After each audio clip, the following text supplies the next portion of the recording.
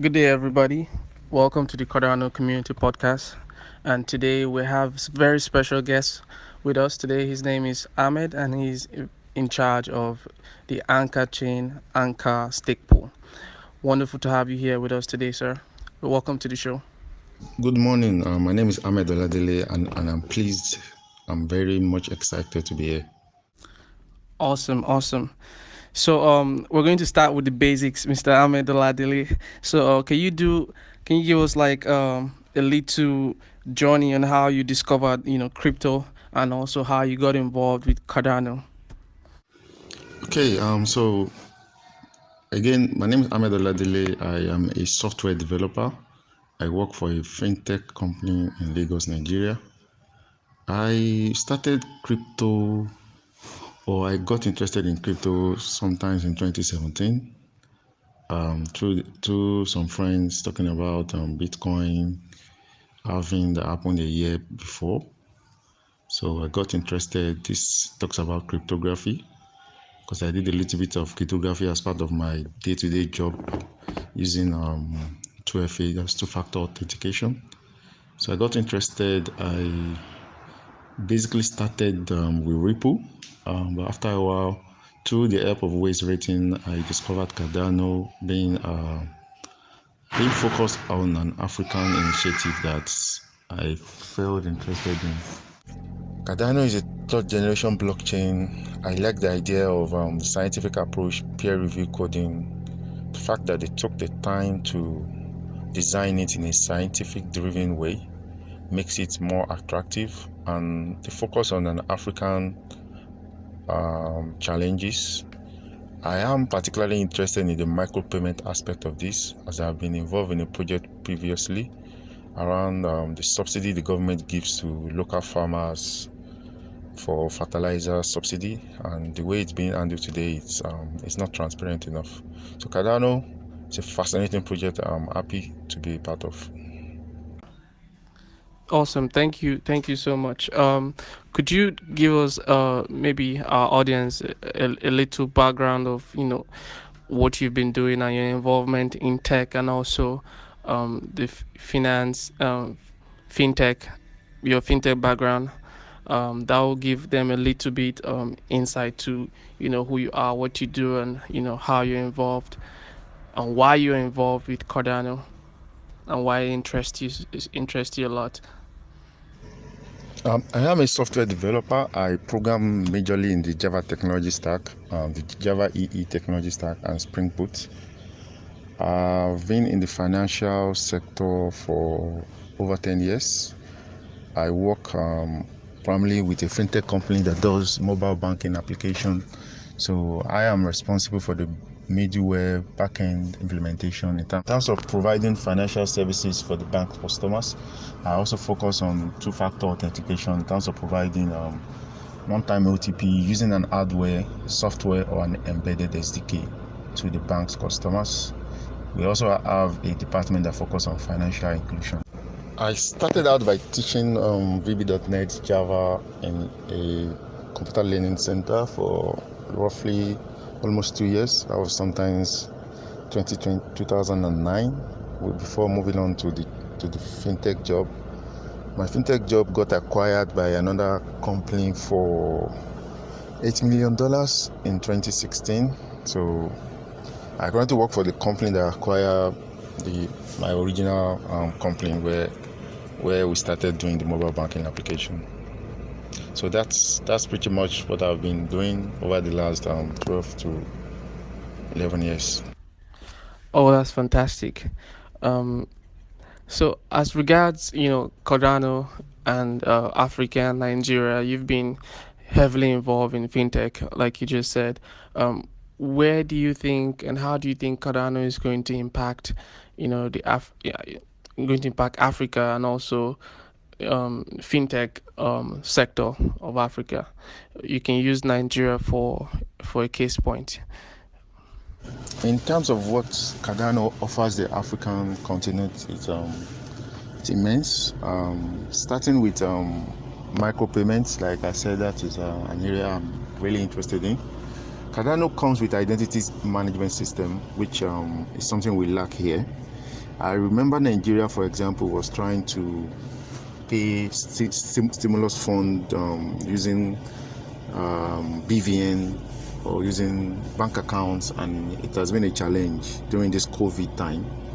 They've not been able to identify who is actually who needs the stimulus fund because of lack of identity management. So Cardano brings in governance on blockchain.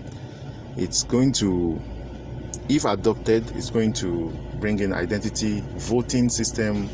It's going to revolutionize the way we talk and make everything transparent, and it's going to bring a dynamic and a unique approach to the way we do things today. Things are not transparent, especially in this part of the world. People tend to do the opposite of what they say. So the government says they've distributed 10 billion to Nigerians, and you hardly find evidence for that. There's no proof to say the government actually did all of that. So for a public ledger, the Cardano it's going to be much more transparent. And like I said, Cardano is being built with transparency and on-chain governance in place. So it's going to be transparent. It's going to revolutionize the way things is being done here today. Awesome. I know you've been active in the Cardano community for a while now. I would like to know, what you've been doing in terms of, adding value to the Cardano ecosystem. Have you started doing anything currently? Or what would you like to do to add value to the Cardano ecosystem? I intend to support the Cardano network by bootstrapping, teaching, and educating the African populace. I intend to learn Haskell in the third quarter of the year. It has to be in the third quarter because sometimes in August I will be launching a ANQA hub, which is a 20 to 40 seater all capacity, where I intend to hold seminars and talk about the Cardano blockchain. I would also be offering free Haskell teaching lectures once I'm done with my own learning. Also, when Gogen launches, I'll be building some smart contracts ideas that I have, and I hope to be able to help and pass the knowledge across to other people that might be interested in building a local smart contract that can run on the Cardano blockchain. So currently I run the ANQA Stakepool. I'm currently sourcing for funds to be able to reach the minimum pledge that will be required, and I won't say I'm happy that the market has crashed today, so because I'm expecting some fund this week, so hopefully I'll be able to stack up to the capacity that I can afford. Wow, your vision for education, it parallels with what we are, what we plan to do for Africa as well. And it's just amazing what plans you have for educating and also help to bootstrapping Cardano in Africa. It's just amazing. As for the pledge, regarding the news about the pledge, what do you think about it? Does it affect your original plan, or do you think it will affect small stake pool? What was your thought on pledge? So for the pledge, I believe if we intend to achieve 1,000 stake pool operators based on the turnout that we've seen on the ITN, the pledge might be okay around 100,000 ADA. At least that's roughly like $6,000, between $5,000 to $6,000 today. So that should be an okay investment for anybody that's interested in running a stake pool. It also prevents the side bill attack. That's the 51% attack, where a whale can split up their 1 million ADA into 10 places and probably take over the system.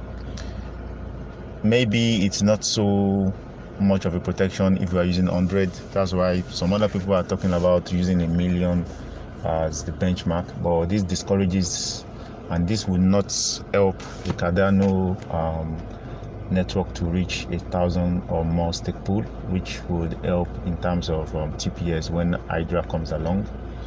So I think there needs to be a balance. We need to find a way to, so just like Charles said in a recent video, he said this is a conversation that would happen soon. I think starting from tomorrow, May 11th, when the Defense and Family starts, we'll start exploring this option. So, but hopefully there would be the outcome would favor some of the small stakepool operators, because if not, it will have to mean some small stakepool operators might have to merge. One or two operators might have to merge and become one, so as to be able to meet up to whatever pledge that we arrive at.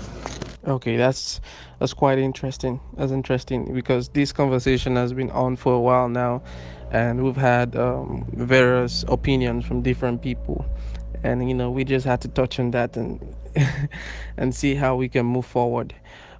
So about your stake pool Ankachain, could you tell us what just give us a little bit about your infrastructure, where it's based, and are you running it on the cloud, on a service provider? Because we're in Nigeria and you have a stake pool in Nigeria. How are you making that possible? Just give us a little bit insight. So, in terms of the infrastructure for Anchor Stakepool, the plan as of today, it is currently located in Netherlands using a VPS, and I have another server somewhere in Finland. The plan is to be able to bring it back to Lagos to host specifically, but the current economic situations in terms of infrastructure in the country, it's quite expensive. So for you to host locally here, you'll be spending around $1,000 per annum, whereas using a VPS, you're spending around say $200 a year. So the difference is quite huge. So the other plan I have is when I start the ANQA hub in August, is to be able to install a internet service that will probably give me a static IP. Then I can run a server from that infrastructure, hopefully. If not, then we'll have to raise funds to be able to support that amount in a data center locally here. So, and you cannot blame the data centers for charging that much, because we all know what the situation of the power is, the data as well. So it's quite expensive to host locally in Nigeria, so to say. But the plan is to be able to host it myself or to co-locate it with a data center.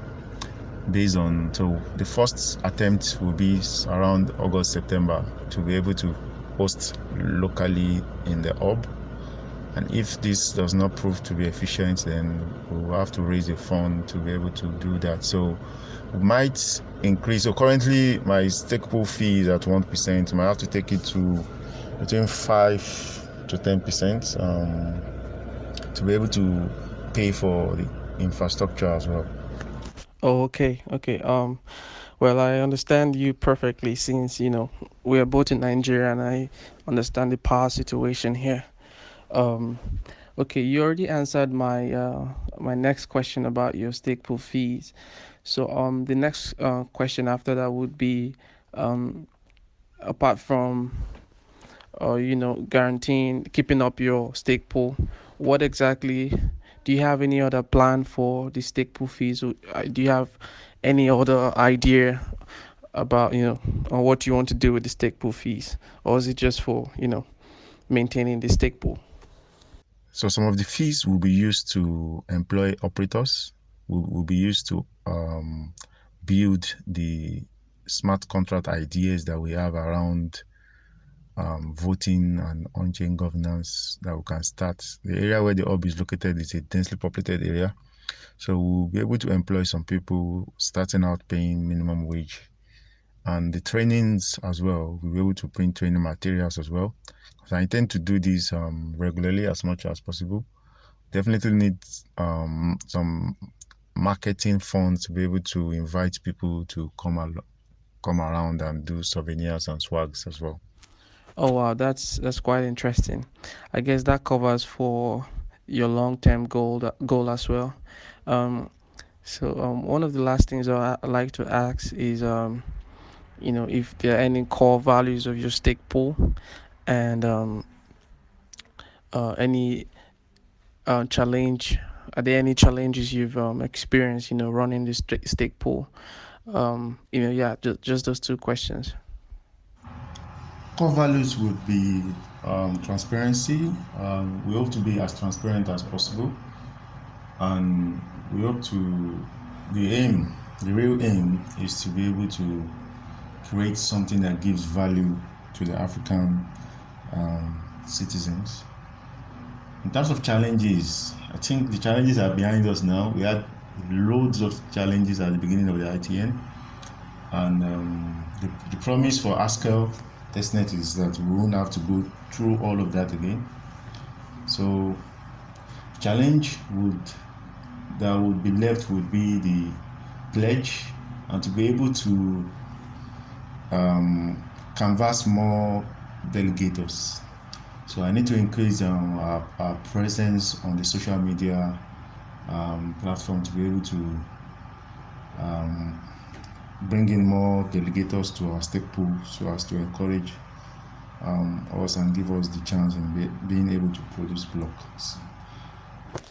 Oh, that's awesome. That's really awesome. So, what would you like to say to people who haven't started their own stake pool, people who haven't created their own stake pool? Is it worth it? Would you encourage them to create your stake pool, and why? Running a stake pool is definitely worth it, but you should only run a stake pool if you can, if you have the technical capability and you have the right pledge. So we spoke about pledge, the pledge required. We spoke about infrastructure, because the essence of decentralization is for you to be able to have your node where you reside, not definitely where you live, but should be. So I'll say I'm a Nigerian. My pool should run from Nigeria. That makes it decentralized network. So you need to look about the capacity of the infrastructure. Can you afford the pledge? Two or more people can gather together and run a stake pool. You would always need to ensure that your pool is on the tip, and for you to do that, you will need operators, people that are available to 247 to be able to monitor and change nodes. If, for example, your leader node is lagging behind, so you might need to promote your passive node to a leader. So it's definitely worth it, but you need to check the pros and the cons. Awesome. So, what are your final words to you know, the Cardano community in Africa and also in Nigeria? All the Cardano community, the ecosystem, everybody. What do you have to say about this project? What are your thoughts in conclusion? I believe Cardano was created specifically having the African continent in mind. We should take advantage of this to build dApps, smart contracts on the platform that would make the dreams come true. Cardano offers a greater scalability, interoperability, and it gives us the ability to solve some of the day-to-day challenges that we have today. And we need to come together as a community and make this a reality. Thank you very much, Mr. Ahmed Oladele. And with this, we've come to the end of the podcast for today. Thank you for taking out your time to be with us today on the podcast. For those of you who would like to delegate to Ankachain, do not forget the ticker is ANQA. ANQA is the ticker. Please delegate to Ankachain because you'll be supporting the Cardano Nigerian community. So it's peace from me. Take care. Thank you, Joshua. It's been wonderful speaking with you, and we look forward to creating a global economy in Africa at large using the Cardano infrastructure. Peace out.